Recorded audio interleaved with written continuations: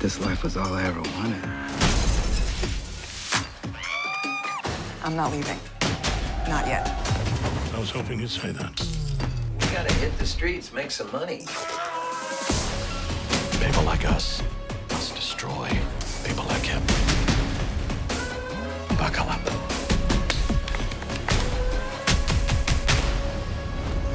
Get Showtime free at Showtime.com. So on Saturday night, as I indicated, wow, man, Gilbert Burns, holy Jesus Christ. What a phenomenal win by this guy on Saturday over former UFC welterweight champion Tyron Woodley. You know, we had discussed, I think last week, Brian, we both took the chances of Gilbert Burns very seriously. We knew he was very much a live dog. But if you would have told me, Brian Campbell, that when the fight was over, you'd be able to look at me and say, not only did Gilbert Burns win, not only did he pitch a shutout, he was better in literally every phase of the game. I'm not sure I would have believed that, and yet that is exactly what we saw. So the question goes to you first, Brian Campbell. Does this win, in the way that he got it, make Gilbert Burns the number one contender at welterweight? The way things are financially, given the coronavirus pandemic at the moment, and the UFC's preference on matchmaking and which fights they will or won't try to make, crown him. Right now, Gilbert Burns should be your number one contender for that title. I know that sounds a little crazy because Leon Edwards seems more deserving at 8 consecutive wins. Jorge Masvidal is more deserving, although I question in a lot of ways whether Dana White and company ever even want to make that match.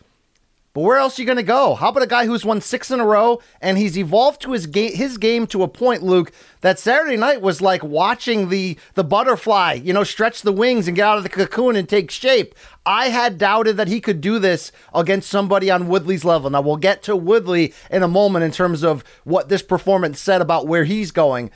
But there's also a reason why Woodley performed that way, because Burns was perfect in every category that you mentioned, even to the level of this. I said it before, I'll say it again. You don't know if you can go 5 rounds and go into those deep waters until you're thrown in there. You can't necessarily recreate that in training camp.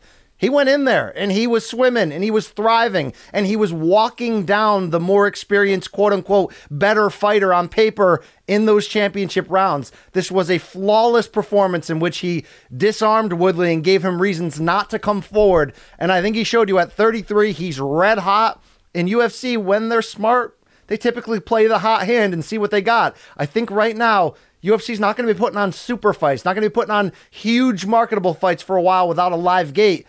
It's time for Gilbert Burns to slide in there. Now, he's teammates with Kamaru. That's a storyline. That's part of it. But he's been very open and honest on the whole build to this, that if that door opens up, I respect him as a man, but I'm coming for that belt.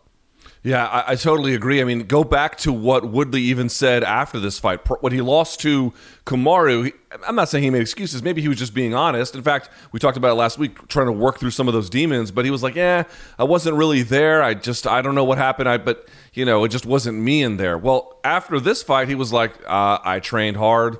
I did everything I was supposed to. I had spoken to one of his coaches, Dean Thomas, prior to the fight, and they were like, dude, all the distractions he had the first time against Kamaru, I mean, yeah, he trained really well, but he had distractions. None of those distractions existed this time. Woodley was quite clear that he was ready to go. He just got bested by a better man. So we'll talk about that later, as you indicated. But getting back to Gilbert, the question here is, does he deserve to be the number one contender? There's a part of me that still wants to see how would he do against somebody who, I mean, part of this conversation about Woodley is to what extent he is on the decline. I don't think you can make those same kind of comparisons or conversations about a Jorge Masvidal, about a Colby Covington. I don't know where Leon Edwards stands, given some travel restrictions. So to me, it's like, do I think there should be maybe one more fight that I, in an ideal world, Brian, would like to see? Yeah, in an ideal world, there probably will need to be a little bit more. But given the way things are, where, as you indicated, the conversations between Usman and Masvidal have fallen apart, and he's looking for a dance partner in either case, but maybe Masvidal's going to go the Nate Diaz route or something else. Usman needs somebody. While there is this situation where it's his teammate, that makes it more intriguing for us. And also, given the other circumstances around the other top contenders, you can just slot Burns in there because I don't think it would necessarily cost them all that much to put him in that position, whereas some of these other top contenders, It's just a little bit more legwork. So I don't think he's necessarily done more, arguably, than Jorge Masvidal. Again, that's debatable, but given where the division is and where everyone's kind of coming and going, he might just be the best guy to fill into that slot. Let me just say one more thing about how well he did. I was truly blown away by him. You know what he reminds me of, BC? He's like the second coming of Jacare, where you get some of these guys from jiu-jitsu, and they all have very, very different games. Some excel more in no-gi, some excel more in gi. A guy like Gilbert excelled in both. He was excellent at both of them, the highest level you could get, basically.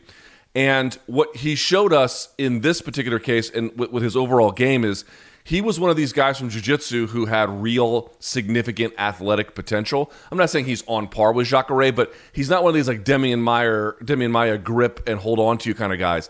He's a motion passer. He can just learn things quickly, and you're just seeing that game develop. He is reaching his potential here at age 33 and showing the promise of what it means to get some of these real athletic types from jiu-jitsu who don't cross over as much as they used to. It's not as common as it used to be.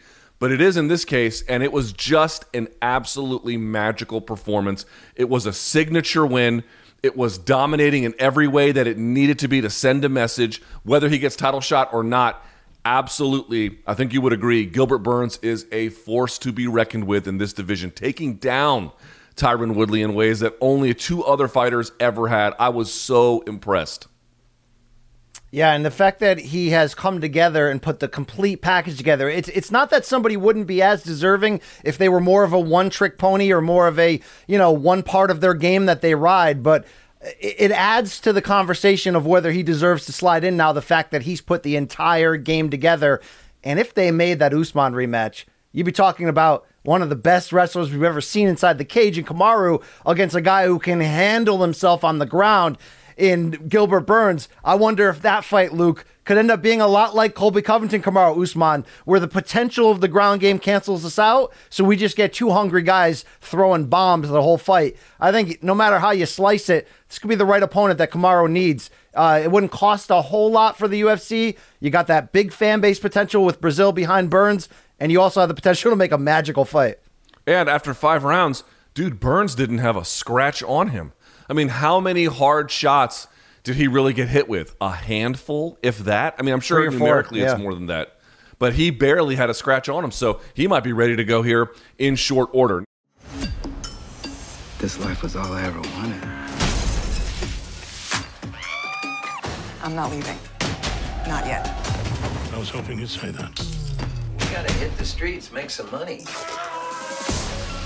People like us must destroy people like him. Buckle up.